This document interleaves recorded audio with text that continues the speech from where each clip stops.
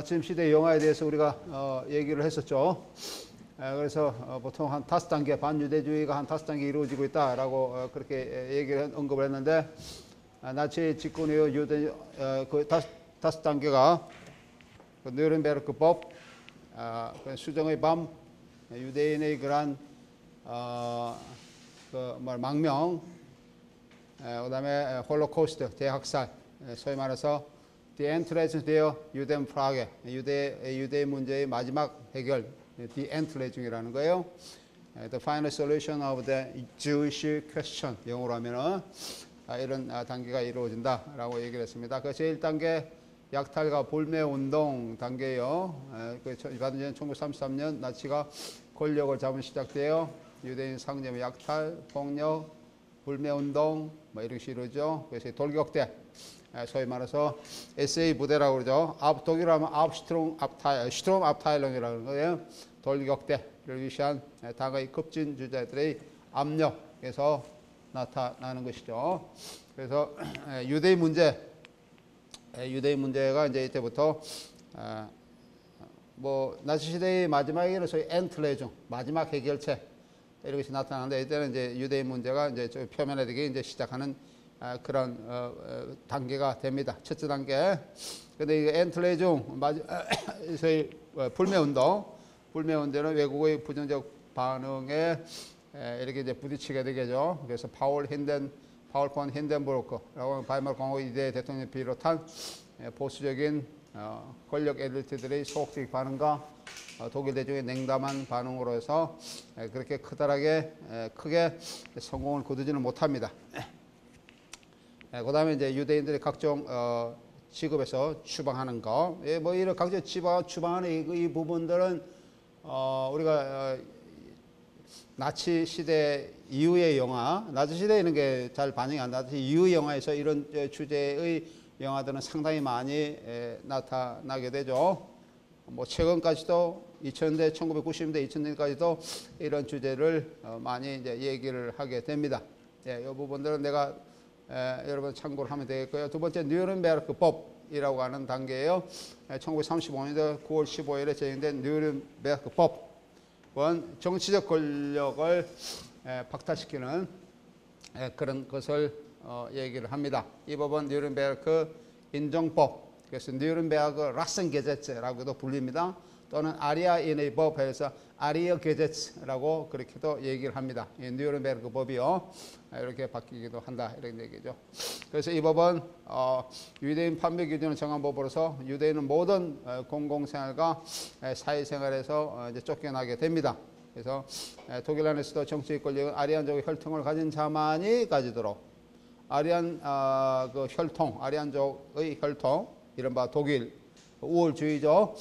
혈통에 없는 그런 사람들은 모든 공직, 사회생활, 공직뿐만 아니라 사회생활에서 쫓겨나는 이런 그런 법적인 그런 규정을 이제 갖추게 됩니다. 하원에서는 독일인의 피와 명예를 지키는 법이라는 그 법이 통과됩니다. 그래서 독일함 Das zum Schutz des deutschen Blutes und der deutschen Ehre, 그 독일의 피와 명예를 지키는 법이라고 돼 있어요. 독일의 피와 명예를 지키는 법, 이거 돼가지고 Deutschen Blutes und der deutschen Ehre 그렇게 돼 있죠. 영어로 하면 The laws for the protection of German blood and honor라고 하는 그런 법이 되겠습니다. 그래서 이거는 흔히 얘기해서 혈통보호법. 법도 참 이상한 법 다 있죠. 혈통보호법이라고 하는 보호법. 그래서 블루트슈츠게됐습니다. 혈통보호법 말 그대로입니다. 블루트는 피고 혈통이고 슈츠는 보호고 게제츠는 법이니까 혈통보호법이라는 그런 법이 이제 나타나게 됩니다. 그래서 이 법은 쭉 이렇게 내가 소개를 해놨으니까 여러분들이 참고를 하면 되겠고, 세 번째 단계가 이른바 수정의 밤이라는 단계입니다. 수정의 밤, 소위 크리스탈 나흐트라고 하는 거죠. 크리스탈 나흐트라고 하는 수정의 밤의 단계. 수정의 밤의 단계인데요. 이 단계, 그래서 크리스탈 나흐트 또는 다른 말은 라이스 크리스탈 나흐트라고 그렇게 합니다. 제국 수정의 밤이라는 그런 표현도 쓰기도 하고요. 또는 라이스트 포그롬 나크트라는 그런 표현을 씁니다. 낙스 포그롬 나크트. 이거는 포그람이라서 학살을 얘기합니다. 학살. 그래서 뭐라 그럴까요? 제국 학살의 밤 그렇게 표현하는데 크리스탄 나크트라는 그런 표현을 쓰기도 이런 게 이제 일반적으로 많이 쓰이죠. 1938년 11월 9일에서 10일로 넘어가는 밤에서 일어난 그런 사건입니다. 오늘 날짜가 딱 정해져 있어요. 하루 밤을 얘기를 합니다. 1938년 11월 9일에서 10일로 넘어가는 밤, 폭력적인 반유지와 대량 학살이 일어나는 그런 밤을 얘기를 합니다. 이건 독일뿐만 아니고 오스트리아 주데텐란트 같은 이런 곳에서도 같이 일어납니다. 예. 그래서 이 크리스탄 나크트도 역시 많은 영화에서 주제화되고 있죠. 예. 그래서 여기 보면은 1938년 11월 9일에서 10일로 넘어가는 밤에 독일 전역에 돌격대 아까 얘기한 SA라고 그랬죠. 슈트롬압타일룽 당원들과 폭력배들이 서로 이렇게 유대인들의 해당, 시나고, 가게, 창고 모든 유대인들의 재산을 전부 다 건물을 전부 다 부시고 약탈하고 해당 교회까지 부시고 그런 날이 됩니다. 그래서 특히 왜 크리스탈이냐 그러면은 가로등불에 유대인들이 모든 가게가 유리창에 다 부셔지니까 부시는 게 너무 많아가지고 그게 빛이 났다는 거예요. 반짝반짝. 부신 유리창에 빛이 크리스탈처럼 빛이 났다. 그래가지고 크리스탈 나크트라는 이름이 붙었습니다. 달빛하고 그다음 가로등빛, 그래서 수정의 밤이라는 그런 것이죠. 이 폭력적인 밤을 깨어진 유리에서 우리 전에 한번 깨어진 유리라는 영화도 봤었죠.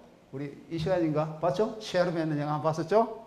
그 앞에 나오는 그 제일 처음에 그 오프닝 크레딧 나오는 깨어진 유리 마치 그걸 연상시키는 그런 걸 얘기합니다. 수정의 밤이라고 명명하고 이 수정의 밤은 유대인의 대학살이 시작된 날이라고 얘기할 수 있고 이 제국의 수정의 밤 아까 얘기했던 제국의 라이히스 크리스타나 또는 제국의 학살의 밤, 라이히스 포그람 나크트 이렇게도 불립니다. 한 예로서 우리가 좀 이따가도 이제 동독 영화를 조금 몇 가지 볼 건데요. 동독 영화 중에 한 영화인 쿠르트 매치라고는 감독이 있습니다. 쿠르트 매치 영화 그림자 속의 결혼이라는 영화가 있습니다. 에인 샤텐 그림자 속의 결혼 이 영화도 수정의 밤 장면이 나타나게 됩니다. 이것은 아까 얘기하는 유대인들이 모든 공직사회에서 뉴른베르크 법에 의해서 공직사회에 진출한 것이 모든 게 막혔다 그렇게 얘기를 했는데요.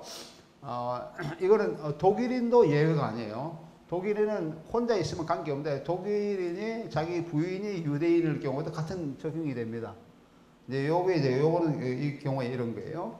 그래서 그럴수록 결혼은 나치 시대에 사무실 가면 유대인을 주재하고 있습니다. 1930년 11월 9일 유대인의 상징과 유대인의 회당의 시나고그를 낙탈하고 방한 수정의 밤, 나치당의 체하 조직의 반장 군수공장에서의 강제노역, 폭탄이 투하되는 밤에 유대인의 도주 등을 줄거리를 다루고 있습니다. 예, 이 영화의 주인공인 한스 빌란트는 젊은 배우인데 자신의 유대인 부인이 엘리자베트라고 하는 그 이름을 가진 부인하고 이혼하라고 하는 그런 강요를 받게 됩니다. 유대인하고 어떻게든지 이제 떼어놓으려고 하게 됩니다. 그의 부인은 뉴른베르크 법에 의해서 직업을 가지는 것이 금지되지만은 빌란트는 계속 쓸 수가 있습니다. 이선 독일인이기 때문에 쓸 수 있는 그런 자격이 주어지죠. 이혼을 할 것인지 아니면 전순으로 서입될 것인지 아니면 이제 전쟁이 끌려가는 거예요. 전쟁이 끌려가는 서입될 것이 양자택일하는 순간에 한스는 자살을 택합니다. 이 영화는 인종 정책을 저항한 나치 시대의 자살 이외에는 인간의 존엄성을 지키는 가능성이 전혀 없다. 자살 이외에는 자기 인간 존엄성을 지키는 가능성이 전혀 없다라고 하는 것을 보여주고 있습니다. 그래서 부부주의에는 방관주의자, 그래서 미트로이프라고 하는 방관주의자 또는 기회주의자, 오포튜니스트라고 하는 기회주의자뿐만 아니라 이들을 도와준 사람 아무도 보이지 않습니다. 이 영화의 마지막 19세는 가르스 나무가 있는 교회 묘지로 향하는 길을 보여주는 전형적인 멜로드라마입니다. 한스와 엘리자베스는 간을 누르고 교회 한스 엘리자베스가 간을 누르고 교회를 향하는 장면을 나타내고 있습니다. 두 사람이 죽음을 택했어요. 이혼을 하라. 유대인 부인과 독일계하고. 근데 이 사람이 이혼하면은 이 사람 영국 배우인데 계속 무대에 쓸 수 있고 자기의 그런 직업, 캐리어, 자기가 쌓은 직업을 계속 유지할 수 있고 이렇게 그런 기회가 주어졌는데 이혼하라는 강요를 받았지만 이 사람은 유대인 부인과 이혼하지 않고 죽음을 택한 그런 영화를 보여주고 있습니다. 나치즘과의 완전한 단절을 명백히 하고 있는 그늘 속의 결혼은 나치즘에 대한 강한 비판이지만 그 책임은 히틀러의 지도보다는 비정치적인 국민 모두에게 내재되어 있다라고 하는 것을 보여주고 있습니다. 이 영화는 나치즘에 강요를 하지만은 이 사람을 도와줄 수 있는 사람, 주위에 여러 사람, 이웃도 있고 여러 사람이 친구도 있고 여러 사람이 있었는데 이 사람을 도와줄 수 있는 아무도 없는 이른바 우리가 흔히 얘기하는 방관자, 이른바 그 방관자로서의 공범을 얘기를 하고 있습니다. 방관자의 공범 이런 것도 같이 얘기를 하고 있습니다. 그리고 그러니까 그 시대에 나치 시대에 나치 정권뿐만 아니고 그 시대에 살고 있던 사람들, 독일 국민들이에요. 나치 독일 국민들도 역시 마찬가지로 나치즘에 대해서 비판하거나 저항하는 자세를 전혀 보이지 않고 그게 그냥 동조했다는 거죠. 묵시적인 동조, 방관 이런 것도 같이 비판하고 있는 영화입니다. 그래서 법의 유대인은 공립학교 뭐 이런 거 쭉 이게 뭡니까? 뭐 대학, 영화관, 극장, 음악회, 전람회, 공정모 이런 거 전부 다 금지되어 있습니다. 금지되어 있는 이런 관점을 보여주고 있는 영화. 영화 여기에 나타나고 있는 크리스탈 밤이죠. 크리스탈 밤에 의해서 이른바 유대인들이 그 이후부터 이제 체포되기 시작합니다. 체포되기 시작해서 특히 SS 독일 친위대죠. 친위대 게슈타포 이런 사람들이 한 3만 명, 그 당시에 3만 명의 그 유대인들 체포해서 다카우, 소위 콘센트라치온스라가, 카체트는 강제 수용소를 얘기합니다. 콘센트라치온스라가, 카체트, 다카우, 보켄발트, 그다음에 작슨하우젠 이런 데 강제 수용소로 보내어지게 됩니다. 예. 그 다음에 네 번째 단계가 이제 유대인들이 망명을 하는 단계죠. 유대 이주 또는 망명하는 단계로 넘어가게 됩니다. 그래서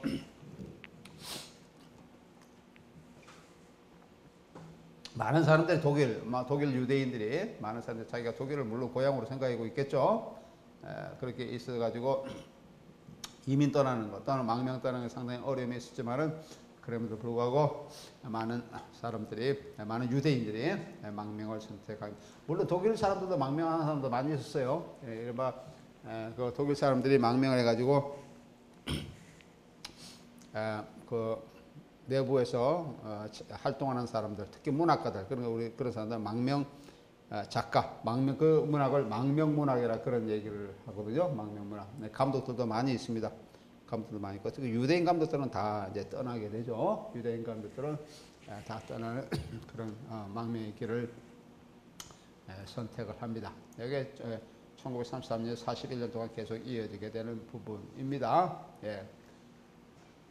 이런 자세한 내용들은 여기에 그렇게 설술되어 있으니까 참고를 하세요. 그 다음에 마지막 단계 소위 그 홀로코스트, 이른바 대학살 또는 디엔트레즘, 소위 마지막 해결책이라고 하는 그런 단계입니다. 홀로코스트. 예, 홀로코스트 영화는 이거 다루는 영화는 상당히 많이 있습니다. 예를 들면 시작은 1940년대, 1946년 전쟁이 끝나고 난 다음에 나치 시대는 홀로코스트 영화가 없죠.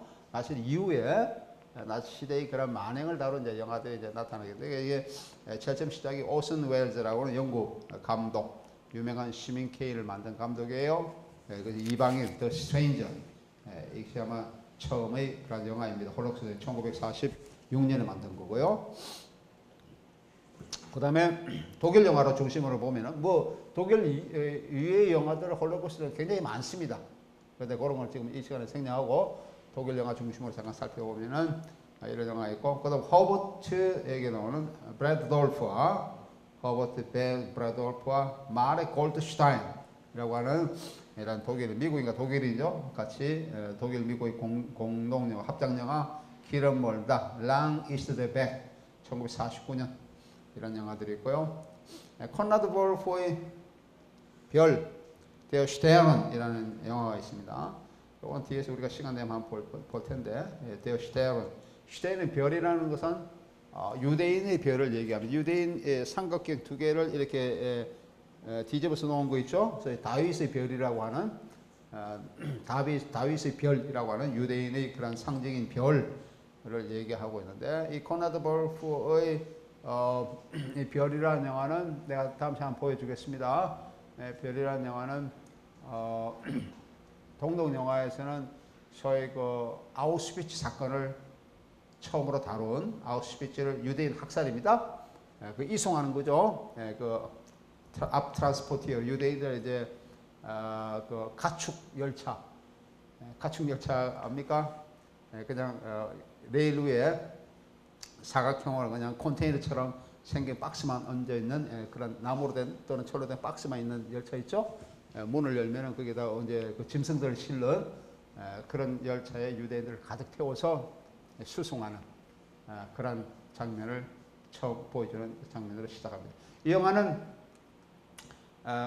불가리아라고 하는 역시 나치 시대의 치하에 있던 그 도시, 불가리아의 한 도시에서, 여기 나오는 불가리아의 저 별에 대해서 얘기합니다. 불가리아의 한 그 도시에서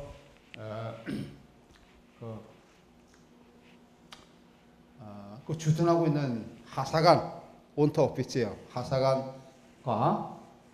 하사간이 이제 그 수용소를 관리를 하고 있는데, 그게 특히 그리스에서 온 유대인들을 불가리아에서 이렇게 임시소유소에 가둬놓고 궁극적으로는 아우슈비츠로 보내는 거예요.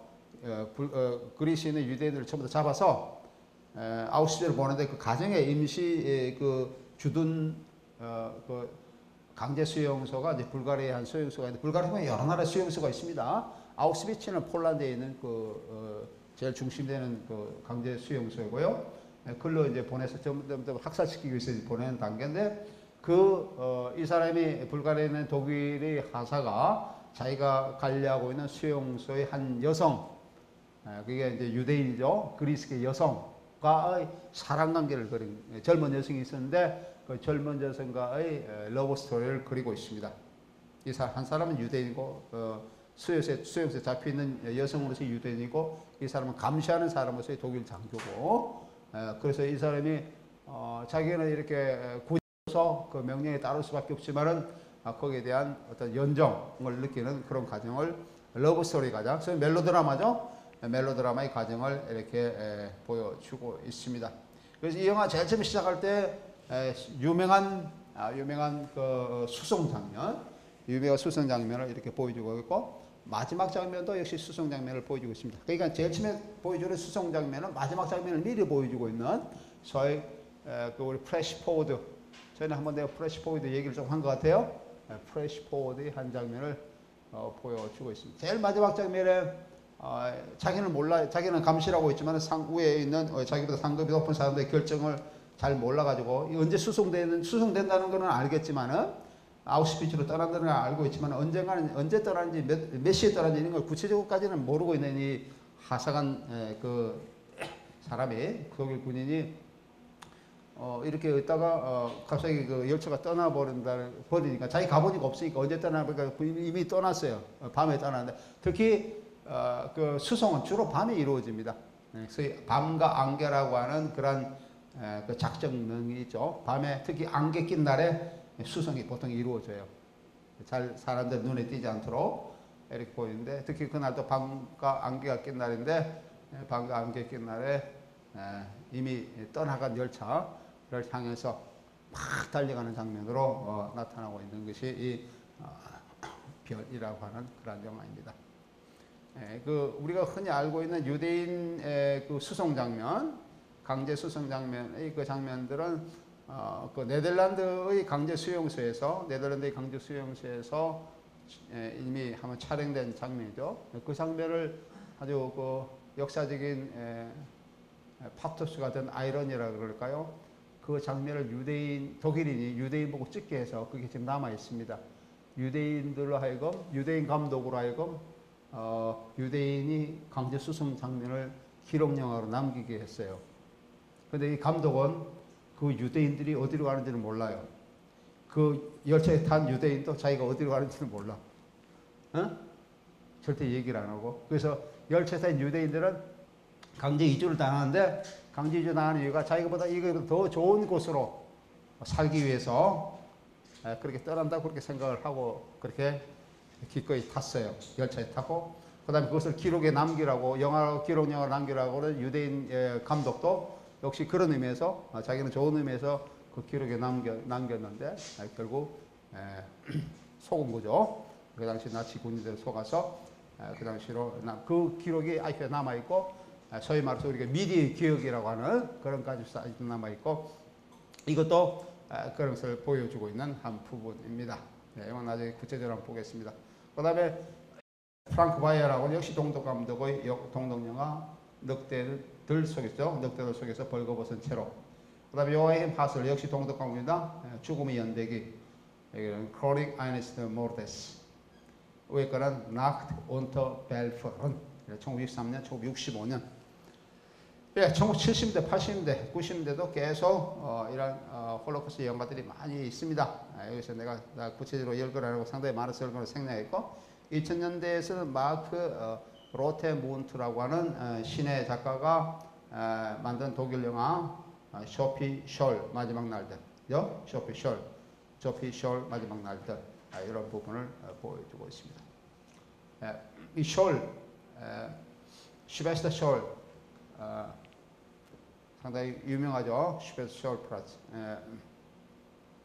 그 숄 남매입니다. 남매가 그 나치에 대항해서 특히 미넨을 중심으로 일어난 영화예요. 미넨 중심에 미넨 학생 저항 운동.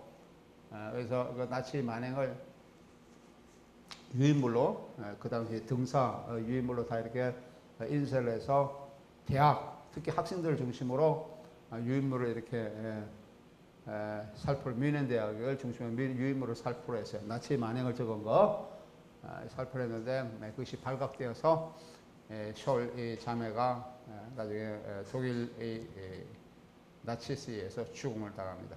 강제 처형을 당하는 그런 것을 보여주고 있는 영화. 그래서 디 레츠테 타게, 마지막 날들, 이런 것이 2005년도 영화가 있습니다. 이런 것을 흰 장미단, 디 바이스트로제 뭐 이런 장미단도 있고, 저항 운동을 한 그런 영화들이 있습니다. 최근은 아니지만 그것도 한 몇 년 지났던 발퀴레라는 영화도 있죠. 발퀴레 이런 것들은 이제 독일 중심의 그 고급 장교들이 나치스에 조향해서 나치 히틀러를 암살하려다가 미수에 끝난 그런 영화들도 있고요. 하여튼 그런 영화들, 이런 영화들이 홀로코스트, 5번째 단계인 대학살을 다룬 그런 영화가 되겠습니다. 예.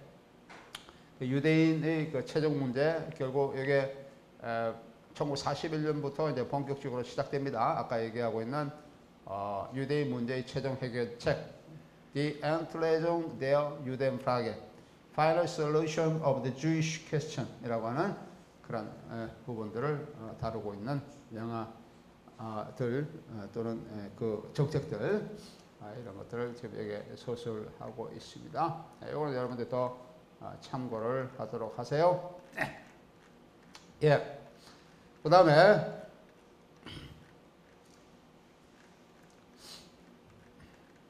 나치시대 영화 정책. 우리 잠깐 보면 1939년도에 나치 최후의 해결, Final Solution, Die Entlösung이라는 것, 단순한 반유대주의가 아닌 반인륜적 그런 정책이죠. 유대인 말살 정책으로서 인종 문제를 해결하는 극단적인 인종차별주의, 극단적인 인종차별주의를 보여주고 있습니다. 예, 나치 시대의 영화를 보면 영화 전체만 나치 정권은 영화 산업, 뭐 문화 산업 전반, 뭐 전체적인 거죠. 물론 영화 산업도 커다란 영향을 미치게 됩니다. 그 당시에 나치의 문화 선전 장관이었던 요셉 게벨스라는 사람, 이 사람이 1934년부터 문화와 예술의 전 분야의 검열권을 가지면서 전쟁이 끝날 때까지 모든 영화를 검열하게 되죠. 이거는 장편, 단편, 뉴스릴, 문화 뉴스를 그런 거 뭐 가릴 것 없이 다 이렇게 합니다. 근데 이제 이 사람이 이제 자기가 상당히 이데올로기, 이 사람은 나치 이데올로기를 어떻게 전파하는 데 관심 있는 사람인데, 이데올로기 전파의 수단으로서 영화가 굉장히 탁월하다는 것을 이제 인식하고 있는 그런 사람이었죠. 그래서 이전에 자기 앞선 시대에 이러한 기능을 가지고 있는 영화를 살펴보니까 에이젠슈타인이라는 사람을 알게 되었어요. 러시아 구성주의 에이젠슈타인, 그래서 에이젠슈타인의 전함 포텐킨을 굉장히 이제 실질적으로 많이 칭찬을 하고, 이러한 전함 포텐킨을 만든 에이젠슈타인과 버금가는 사람으로서 선택한 것이 전에 우리 앞선 시간에 얘기했던 프리츠 랑이라고 하는 사람이죠. 프리츠 랑이라는 사람인데, 프리츠 랑의 그런 회유에 프리츠 랑은 거부를 하고 망명의 길을 오르게 됩니다. 프리츠 랑도 반유대인입니다. 유대인의 피가 절반이 섞인 반유대인이 되겠습니다. 예, 게벨스는 영화 산업의 이제 통제를 점점 넓혀면서 1933년 4월에 유대인들을 모든 영화 산업에서 축출시킵니다. 다 이제 내보는 게 되죠. 그래서 유대인들은 영화 단체뿐만 아니라 외국에서 차린 배급사에서도 일을 할 수 없게 됩니다. 그래서 막스 오피스, 제가 이전 시간에 소개를 했어요. 막스 오피스. 특히 그 오페라타 영화, 문화 영화, 쿨투어 필름, 오페라타 필름, 그한테 막스 오피스 소개했었죠. 에발트 앙드레 디퐁, 이게 1925년에 바리에 때 같은 영화를 만든 사람이고요. 그 다음 빌리 와일더, 상당히 유명한, 미국에서 굉장히 유명한 활동을 했던 사람이죠. 그 다음에 헤르만 커스트레이치 같은 감독들, 로버트 쇼드박 같은 감독들, 뭐 이런 등등, 이 사람뿐만 아니라 많은 영화에서 활동하던 사람들, 시나리오 작가, 그 다음에 뭐 촬영 기사뿐만 아니고 많은 사람들, 이런 사람들이 독일을 떠나서 망명의 길로 들어가게 됩니다. 예. 망명을 따라서 예. 그래서 아까 얘기하는 아리안인들, 유대인뿐만 아니고 비유대인들도 이렇게 가죠. 이 시대에 소위 그 좌파적인 그런 사고를 갖고 있는 사람들도 물론 많이 떠나게 됩니다. 그 다음에 자뿐만 자유주의적인 이런 사고적 관점을 갖고 있는 사람들도 역시 많이 떠나게 되죠. 예. 아까 얘기한 것처럼 반유대주의 그런 관점이 1933년 이전에 참여했던 영화도 상영은 금지되고 있고, 그 중에 9월에 창제된 뉴른베르크법 1935년 9월입니다. 그래서 유대인의 시민권을 박탈하고 유대인과 비유대인들이 결혼을 금지하게 됩니다. 결혼도 안 되는 거예요. 유대인과 비유대인이 결혼도 안 되고. 아까 얘기하고는 그 그늘 속에서의 결혼, 아까 내가 잠깐 소개했었죠. 에인 샤텐, 이런 것도 유대인과 비유대인 결혼을 문제한 영화입니다. 영국 배우로서의 비유대인, 그 다음에 그 영국 배우의 아내로서, 그 사람도 역시 영국 배우였어요. 영국 배우 아내로서의 유대인의 그 결혼도 안 되고, 물론 새로 하는 결혼도 안 될 뿐만 아니고 이전에 한 결혼도 안 된다는 거예요. 이제 혈통 보존해서 안 되는 겁니다. 그래서 그런 것도 결혼을 이제 이렇게 다 막는, 이혼을 강요하는 그런 시대에 그런 것을 다루고 있는 영화입니다. 나치 시대에는 영화 산업이 물론 당연히 국유화가 됐었죠. 전체주의 국가에서는 보통 이렇게 영화 산업을 다 국유화 시킵니다. 사회주의 국가에서 마찬가지죠. 동독에서도 이런 산업을 다 국유화시키는 그런 현상이 나타나게 됩니다. 그래서 예, 그 당시에 아직도 최대한 그 영화사가 우파, 그 유니버셜 필름 악시온스 게젤샤프트, 그렇게 유니버셜 영화 주식회사라는 뜻입니다. 우파의 경우에 대부분을 이 대부분의 이런 것들이 역시 나치즘에 이제 속하게 되죠. 그래서 1933년 6월에 나치 정부는 영화 제작을 지원하기 위해서 영화 신용은행, 필름 크레딧 방크를 설립을 하고 이 은행은 융자를 받기 위해서 영화 기획이 나치 이데올로기 요구에 부응하기 때문에 역시 그 금융적으로 재정적으로 나치 영화를 제작할 수 있는 그런 길로 이렇게 이끌게 되는 그런 역할을 하게 되는 것이 영화 신용은행이라고 하는 그런 은행을 만들게 됩니다. 예, 나치 영화 산업은 수입도 하죠. 그래서 나치 시대 극장을 충족하기 위해서 미국, 프랑스도 영화 수입도 하게 됩니다. 그러나 나치 독일과는 거래를 하지 않게 되게 되죠. 그래서 이제 수입, 수출 이런 것이 굉장히 감소하게 됩니다. 예, 이제 국유화의 단계를 이루게 되고 국유화를 단계로 이루고 나서 이전에 소련이 그런 소련도 국유화를 했죠. 이전에 소련도 그런 것처럼 뭐랄까요? 소련이 그러니까 나치 정부는 1937년, 38년에 오파, 토비아스 영화 제작 회사들입니다. 오파, 토비아스, 바바리아 같은 큰 규모의 영화사와 소규모의 영화사인 테라, 프레일리히 이런데 이런 것을 점점 더 장악하게 되죠. 그것은 점점 더 국유화의 그 길을 들어선 그런 나치 1942년에 이런 국유화를 완료하게 됩니다. 그래서 뭐 오파, 오피 뭐 이런 것으로서 크게 국유화의 상태가 이루어진 것이 되고, 1939년에 이제 이른바 제2차 세계대전이 일어나게 됩니다. 일어나게 되어서 이제 영화 산업이 이제 위축되게 전쟁 중에 아무래도 위축되겠죠. 위축되는 시대로 이렇게 진입하게 됩니다. 예, 나치 시대 영화를 조금 더 이제 선전 영화를 이제 좀 더 구체적으로 보겠습니다. 나치 영화에서 나치 대회를 직접 드러내는 의지 승리, 우리가 나중에 볼 유대인 쥐스 같은 이런 것들, 이런 것들이 있지만은 그렇게 선전 영화의 비중은 그렇게 크지 않습니다. 나치 시대 영화는 오락적 성격, 오락 영화 이런 것을 강하게 드러내고 있고, 또는 정치적인 성격을 희석시키기 위해서 멜로드라마, 그 외에 다른 아주 정치적인 선전 영화와는 조금 차별된 다른 영화를 이렇게 많이 만들게 됩니다. 나치에 만들어진 1933년부터 40까지 만들어진 영화가 1000편이 넘는다고 그래요. 구체적으로 1097편이라고 하는 그런 기록이 있는데 굉장히 많죠. 1000편이 넘는 나치 영화 만들어졌습니다. 근데 우리한테 알려진 것은 그렇게 많지는 않습니다. 그래서 이게 이제 자료실, 독일 자료실 이런 데 찾아서 이제 더욱더 많이 이제 발굴해야 될 그런 상황이 있는데 1000편. 근데 우리가 지금 다루고 있는 것은 뭐 10편도 안 되게 다루고 있어요. 1000편을 만들었다는 거예요. 엄청난 숫자가 만들어졌습니다. 예. 이런 숫자가 이제 만들어지게 되는데, 이 중에서 6분의 1만이 나치적으로 선전한 이후로 법률과 법률관에서 상영이 이제 금지되게 됩니다. 전형적인 선전 영화를 잠깐 보면은, 선전 영화를 보면 1932년에 이미 전형적인 선전 영화가 나타나게 됩니다. 그래서 뭐 이렇게 보면은, 뭐 여기 내가 잠깐 여러분들의 전형적인 선전 영화가 됩니다. 프리츠 벤슬러, 모든 사람이 함께한다. 알레멘션 미트, 1933년. 한스 베스트마, 1933년 영화. 한스 베스트마 같은.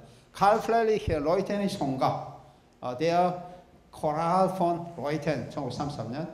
프란츠 자이츠의 SI맨 브란트, SI맨 슈트롬이죠. 그 슈트롬 앞타일로 이 사람인 브란트의 사람이 이렇게 되겠습니다. 레니 리펜슈타르의 신념의 승리, 데지익스트 데스 가우베트, 1933년 영화. 한스 슈타인호퍼의 히틀러 청년단 크벡스, 히틀러 용계 크벡스, 1933년 이런 영화들. 예. 상당히 많죠. 1933년에 전형적인 선전 영화입니다. 그 다음에 한스 체브라인이 인권을 위하여 다스 맨션 레히트, 1934년 영화. 다스 맨션 레히트, 1933년 영화. 34년 영화. 이런 것들은 나치의 영웅들을 찬양하는 전형적인 선전 영화가 되겠습니다. 영아들은 나치가 정권을 잡기 직전에 상연되지만 그 시기에 이미 극우주의와 공산주의의 이념적 투쟁 관계를 얘기를 보여주고 있습니다. 나치가 잡고는 있으면 그 이전, 나치가 정권을 잡기 그 바로 이전의 시대를 보여주고 있습니다. 그 이전에 나치즘은 극우주의죠. 나치즘과 국자주의, 공산주의, 저희 그 소련의 영향을 받은 볼셰비키즘 이런 것이 이제 대려 실제로 바이마르 공화국 말기 시기에는 이런 극자와 극우의 그런 이념 대립이 아주 극을 달했습니다. 그래서 두 세력들이 시내에 나와서 이렇게 그 시위를 하는, 특히나 충돌도 하는 그런 것을 보여주고 있는. 그런데 이 영화들은 이제 그런 것을 보여주면서 어떻게 이런 그 가운데 특히 자기들이 나치즘이 극우주의 활동했던 이런 사람들 굉장히 높이는 그런 영화를 나타내고 있습니다. 한스 베스트만, 아까 한 예를 볼까요? 한스 베스트만. 아까 조금 전에 내가 얘기했었죠. 한스 베스트만 에게 한스 베스트만 1933년 영화 그 호스트 베셀에 관한 이 한스 베스트만은 호스트 베셀에 관한 영화인데 이것은 한스 하인츠 에버스라고 하는 이런 작가가 이미 호스트 베셀에 대한 소설을 썼는데 이 소설을 영화한 것입니다. 하지만 소설의 영화예요. 문학의 영화라고 문학이라고 뭐 얘기하는 것은 넓은 의미에서 문학을 얘기합니다. 순수 문학의 의미가 아니고 그래서 문학을 영화한 이런 것을 보여주는 한스 베스트만이라고 하는 겁니다. 이 호스트 베슬리라는 사람은 상당히 나치 시대에 유명한 그런 사람이죠. 이 영화는 돌격대, 이게 SS 돌격대 슈트롬 압타일링의 지도자인 호스트 베셀, 이 사람의 삶과 베르린에서의 그의 죽음, 그리고 SS와 돌격대와 국가사회주의 노동당에 기여한 그의 업적, 국가사회주의 노동, 이게 나치당이죠. 나치당의 이름, 국가사회주의 노동당의 그 업적을 기리고 있습니다. 그 가운데 이 영화는 베스트마라고 불린 베셀, 베스트마, 이 한스 베스트마라고 하는 베스트마는 사람 이름인데 이 베스트마는 베셀의 이름입니다. 베셀이라고 하는 이 사람의 영웅적인 나치즘에 대한 영웅적인 나치 순교자로서 죽음을 당한 나치즘을 위한 순교자로서 이렇게 묘사를 하고 있는 영화입니다. 부제가 많은 사람 중에 한 사람이라는 부제가 있습니다. 많은 사람 중에 한 사람이라는 부제가 있는 것이 한스 베스트마 영화입니다. 29년의 독일의 운명. 그래서 Ein von Wilhelm ein deutsches Schicksal aus dem Jahre 1929 이런 부제가 달려 있어요. 부제가 많은 사람 중에 한 사람. 그러니까 나치를 위해서 순교한 사람들이 많은 사람인데 그 중에 한 사람이라는 뜻이에요. 그래서 1929년 독일의 운명. 1929년 그 시대를 따르고 있습니다. 이 영화는 나치의 대의를 위해서 1930년에 살해된 호스트 베셀의 삶을 묘사하고 있습니다. 호스트 베셀은 아까 얘기하고 있는 SSA 돌격대 슈트롬 압타일링 돌격대의 그런 지도자인데 이 사람이 작사를 한 노래가 있는데 유명한 나치 시대 유명한 노래입니다. 이게 깃발을 높이 들고라고 하는 노래예요. 디 반네호프라고 하는 이 노래가 있는데 이것을 작사한 그런 작곡가이기 작사자이기도 합니다. 이 노래는 레닌 리펜슈타르의 의지 승리 마지막 장면에서 사용되고 있습니다. 이 깃발을 높이 들고 하는 것은 굉장히 많이 사용되고 있는 나치 영화에서 굉장히 많이 등장하고 있는데 레니 리펜슈타르의 의지의 승리에서 나타나고 있습니다. 이 노래는 나치 사회주의 독일 노동장의 당의 노래로서 사용되고 있습니다. 당의 노래로서 사용될 정도로 상당히 나치 시대에 굉장히 많이 울려 퍼졌던 노래입니다. 많은 노래인데 그 중에 하나인데 가장 대표적인 노래가 깃발을 높이 들고라고 하는 노래입니다. 그래서 내가 여기 가사를 한번 소개해놨어요. 어떤 노래 잠깐 볼까요? 이것도 음악도 한번 들어보겠습니다. 나치 영화를 특히 의지 승리뿐만 아니라 나치 영화를 보면은 특히 행진하는 그런 거 있잖아요.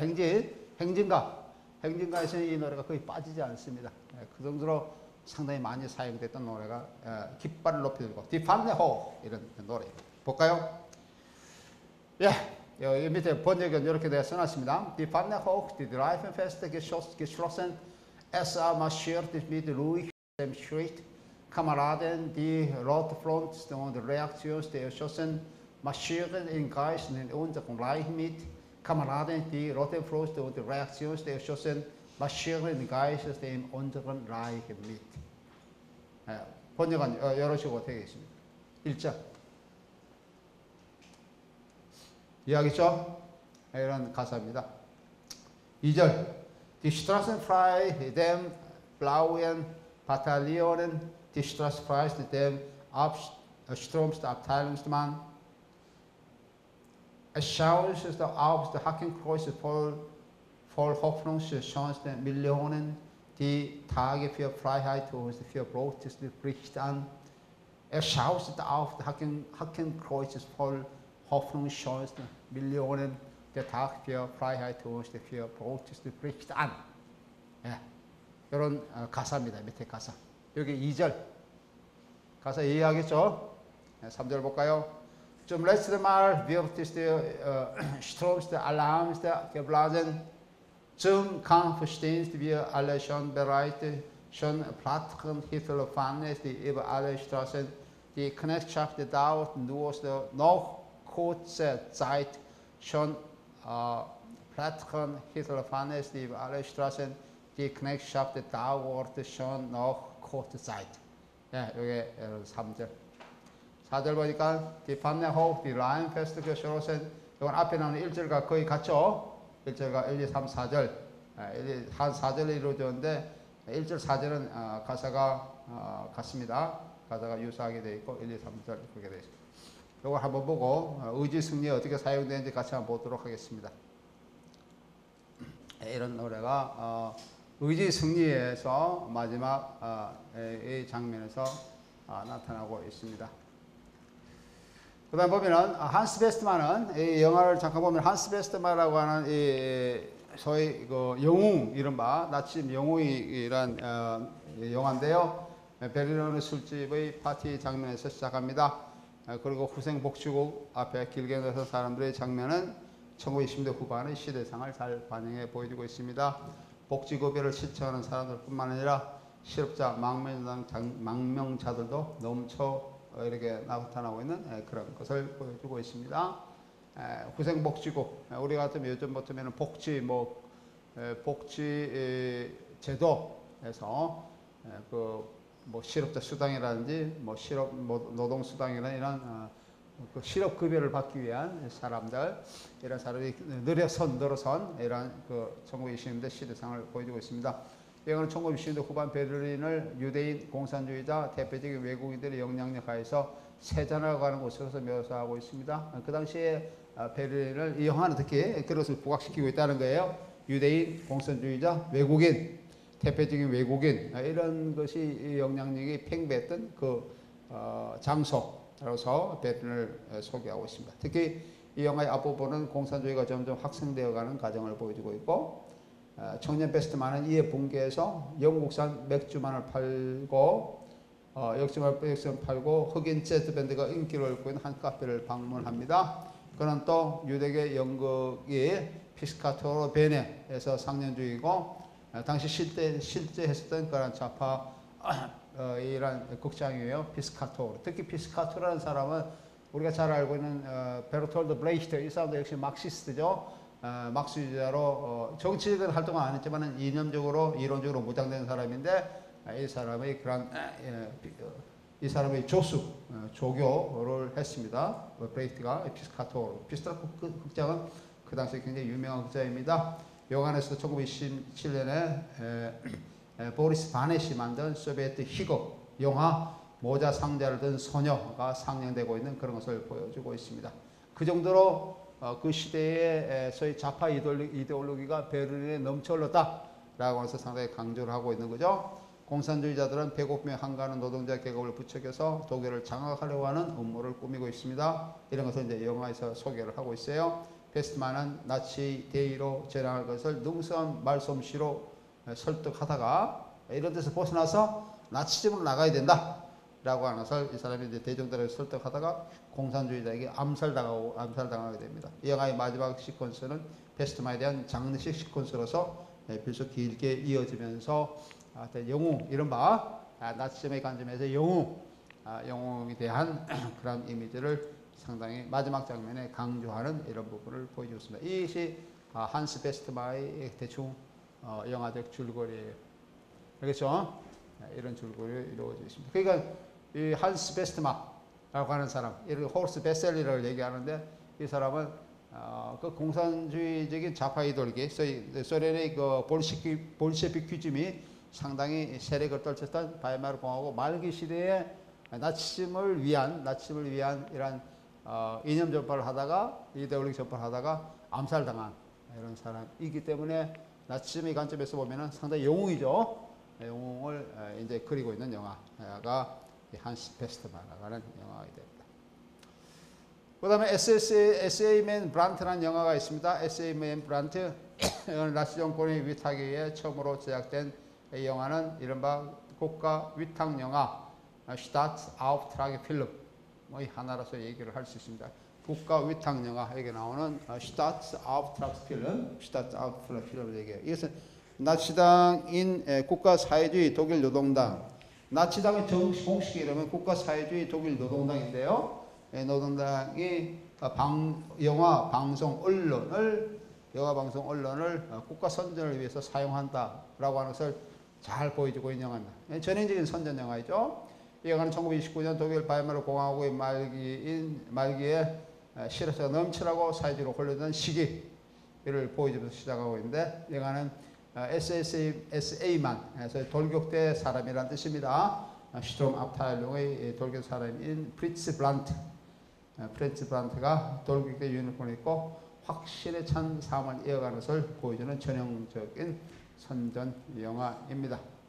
예. 그 당시에 돌격대 복장, 돌격대 복장은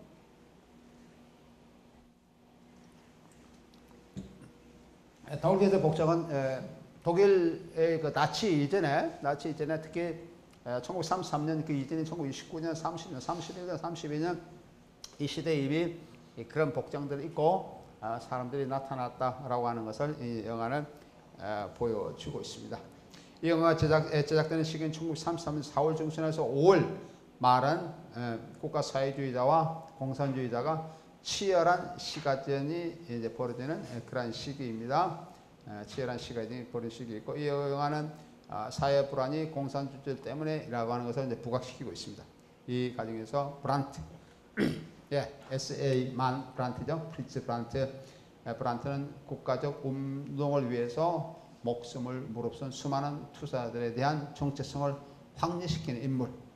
나치즘의 관점에서 이런 국가적 운명에서 목숨을 부르튼 투사적인 그런 이미지를 보여주고 있다는 이런 점에서 소위 이덴티피카치온 피고라고 여겨집니다. 나치 관점에서 나치 이데올로기 정체성을 확실하게 보여준 인물이라는 의미에서 이덴티피카치온 피고라고 얘기를 할 수 있고요. 그는 나치즘의 그 알레고리적 그런 인물로서 작용을 합니다. 레니 리펜슈탈, 여러분 잘 알고 있는 우리 앞에 산악 영화에서 레니 리펜슈탈 영화가 레니 리펜슈탈 나오는 영화 한 두 편 봤습니다. 하나는 성스러운 산, 대 하일리게 배학교에서 앞부분에 그 탄츠 시퀀스, 춤추는 시퀀스 있어요. 무용 시퀀스, 해변가에서 그 성스러운 산을 바라보고 하는 그 시퀀스가 있었고, 그 다음 우리가 다스 블라우의 리히트라고 하는 푸른 빛이라고 하는 영화에서 역시 산에서 수정을 자기가 알고 있는 수정을 있는 산을 이렇게 뭐랄까요, 고수하려고 하는, 남에 알리지 않고 고수하려고 하는 그런 곳에서 우리 레니 리펜슈탈이 봤었는데요.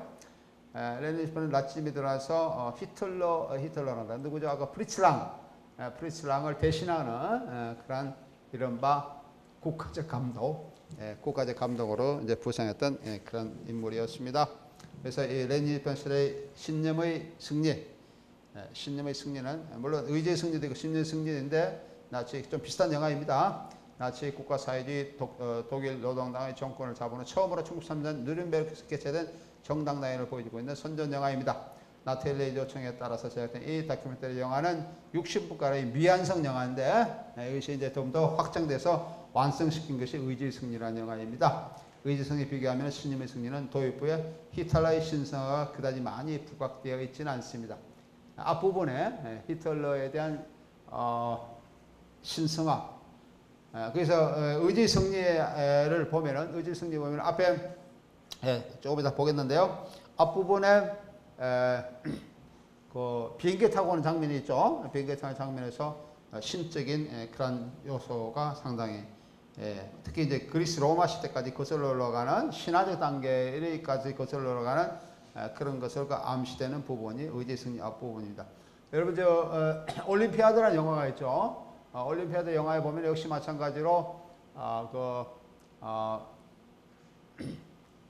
나치인들, 소위 아리아인들의 그 몸의 미학을 보여준다고 그러는데, 그 나치인들, 아리아인들의 몸의 미학을 보여주고 있는 그러한 거, 이런 것들이 이제 고대 그리스 신화까지 거슬러 올라가는데요. 의지 승리 비교하면은 신념의 승리는 이러한 히틀러의 그 관점, 이런 관점이 그렇게 많이 부각되지는 않고 있다라고 하는 그런 것이에요. 그래서 앞부분 잠깐 같이 보도록 하겠습니다.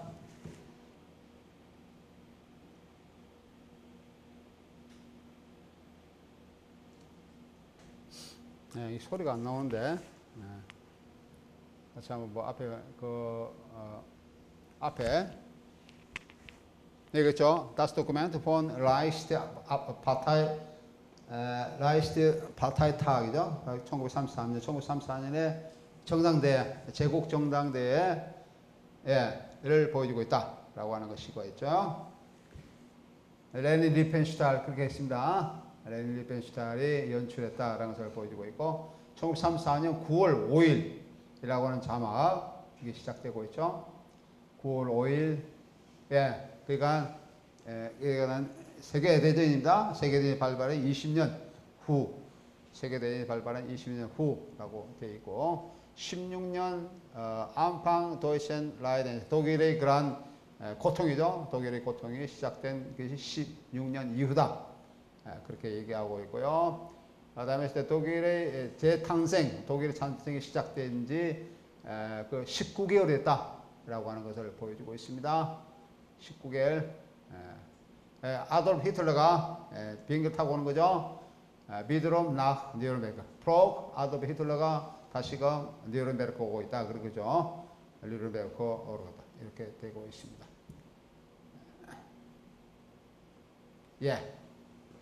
그런 식으로 지금 소개되고 있습니다. Herrschen abzuhalten 그렇게 되겠죠. Herrschen abzuhalten. 그다음 계속 좀 보면, 이제 여기 부분이 여기 이제 비행기 타고 구름 위에서 나오는 시작되는 부분입니다. 구름이 시작되고 있는 부분에서 그 세상을 초연한 어떤 신적 이미지, 세상을 초연한 신적 이미지를 상당히 강조하고 있는, 은연중에 강조하고 있는 부분으로 지금 뉴른베르크를 가고 있는 그런 것을 보여주고 있습니다.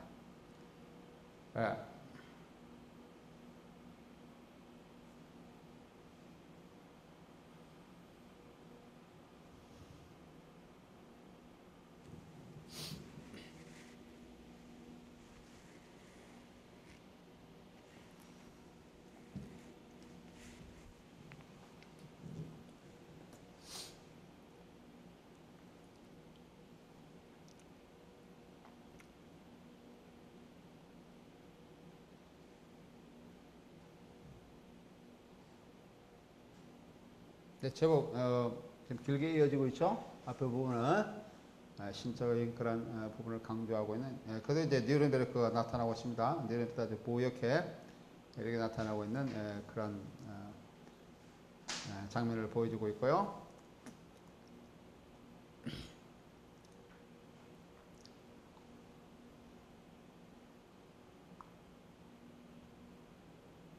그러니까 어떤 신이 하늘에서 하강하는 것처럼 하강하는 그런 장면을 지금 이런 도착 장면을 좀 연출하고 있어요.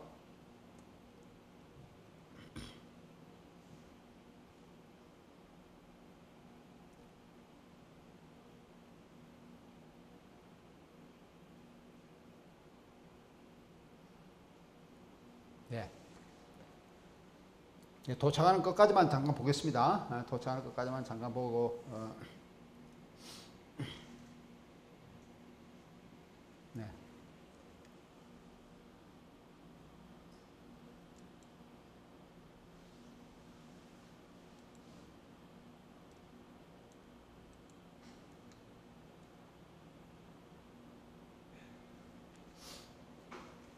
네. 지금 이제 사람들이 이제 도착하는 장면이죠. 네. 특히 여기 도착하는 장면들뿐만 아니고 나중에 이제 군중 전당대에서 군중들이 이렇게 나열해 있는 것 이런 것들이 레니 리펜슈탈 같은 사람들은 이러한 것을 뭐라 그럴까요? 이런 것을 장식적인 것이라고 얘기를 한 거, 장식적. 그러니까 우리 특히 레니 리펜슈탈 아니고 누굽니까? 지그프리드 카카오 같은 영화 이론가는 이런 것을 장면을 장식적인 것으로서 얘기를 하면서 그 프리츠 랑의 니벨룽겐이라는 영화가 있는데 니벨룽겐의 그런 것과 상당히 많이 이제 비교를 하고 있습니다. 그래서 니벨룽겐하고 이 의지 승리하고는 상당히 많은 이제 비교가 대상이 되고 있는데 특히 그 지그프리드 카카오가 이렇게 많이 이제 자기 그런 영화 이론 책에서 얘기를 많이 하고 있는데 그 칼리갈리에서 히틀러까지 같은 영화 이런 데서도 많이 이제 얘기를 하고 있어요. 하고 있는데 특히 장식적인 측면, 장식적이라는 것은 흔히 이데올로기 방면으로서 많이 이제 사용되고 있는 건데 나치즘이 사용했던 이 장식적인 측면, 이게 인간을 이렇게 하나의 그 장식으로 사용하고 있는 거죠. 장식에서 배열해서 히틀러, 하이 히틀러하고 그다음에 뭐 전당대회에서 구인들이 굉장히 많이 나열하고 있는 이런 것들이 그 프리츠랑의 니벨룽겐에서도 이제 나타나고 있는데 니벨룽겐보다는 상당히 사람을 장식으로 사용하는 것이 상당히 강하게 드러나고 있다라고 하는 것을 얘기를 하고 있습니다. 니벨룽겐에서 장식 측면이 나타나는데 특히 이제 건물 이런 것이 장식 측면이 굉장히 많이 나타나고 있죠. 니벨룽겐에서 그 지그프리드가 그 영웅인 지그프리드가 보름스의 그 도착하는 장면 이런 데서 건물 그게 나팔 부는 사람들 또는 그게 역시 거기도 군인들이 나타나고 있는데 병사들이 도열하여 있는 왕궁으로 들어가는 길에 도열하여 있는 그런 장면들 이런 것들이 이제 장면적인 그런 것으로서 나타나고 있다라고 하는 것을 지그프리드 크라커와 비교하면서 두 영화 그래서 니벨룽겐이 나치즘 영화의 하나의 전조를 보여주고 있다라고까지 이제 주장합니다. 나치즘 영화의 전조를 보여주고 있다. 그래서 니벨룽겐에 나오는 지그프리드가 마치 히틀러, 여기 나오는 의지 승리, 레니 리펜슈탈의 영화 의지 승리에 나타나고 있는 그런 그 지도자, 이른바 폭군적인 지도자, 강압적인 지도자, 그 이미지를 보여주고 있는 것이기도 하다라고 이제 그 자기 책에서 비교를 하고 있습니다. 예, 우리가 조금 전에 보았던 이 영화 8개의 시퀀스, 다시 의지 승리는 보통 크게 8개의 시퀀스를 이루어지고 있습니다. 그래서 전당대회 전날 아침에 뉴런베르크에 도착해서 전당대회 전날을 보여주고 있어요. 그 다음에 공항에 히틀러의 도착, 그 다음에 시청에서의 영접, 그렇게 되고 있습니다. Empfang im Rathaus, Nürnberg am Morgen vor der Parteitag, Ankunft der Hitler ist auf dem Flughafen, 그 다음에 루이폴트 홀에서의 전당대회 개최, Eröffnet des Parteikongresses in der Ruhpoldhalle, 그 다음에 채플린 광장에서의 공무 담당자의 소집, Appell der Amtsgewalt auf dem Chaplinfeld라는 것이죠. 그 다음에 슈튜디움에서의 히틀러 청년단의 집회, Kundgebung der Hitlerjugend in Stadion. 그 다음에 일곱 번째 시퀀스가 광장에서 정당 분과의 행렬, 히틀러와 나치 돌격 대장, 그 당시에 에른스트 렘의 오픈카 행진, 파라데스 파타이 Gliederungen auf dem Marktplatz, Hitler und das Rem stehen auf dem Wagen. 그 다음 마지막 시퀀스가 추도식, 돌격대의 소집, 나치 친위대. 그래서 토테네용, Appell von Sturmabteilung, SS 친위대죠. 슈트스타펠, 그리고 und 슈탈헬m 이런 8가지의 8가지의 그런 시퀀스로 이루어져 있습니다. 내가 아까 그 누굽니까? 깃발을 높이 들고라고 하는 그 호스트 베셀이 만들었다라고 하는 그 이른바 행진가가 이 마지막 그 시퀀스에서 울려 퍼지고 있습니다. 이 영화를 보면은 울려 퍼지고 있는 그런 것을 나타내고 있습니다. 여기 나오는 요 몇 가지 강장들이 나와 있습니다. 루이 폴드 홀이라든지 채플린 강장 뭐 이런 거, 그다음에 히틀러의 청년단의 집회 뭐 이런 것들은 지금 그 뉴른베르크에 가보면은 이 실제로 정당대에 개최했고 이렇게 나타나고 있는 뭡니까 강장들 루이 폴드 홀이라든지 채플린 강장 이런 것들이 지금 그대로 있습니다. 그대로인데 그 강장은 실제로 1934년에 정당대회를 개최했던 그런 곳들이 하나의 뭐라 그럴까요? 하나의 기념물이죠. 이른바 기념물.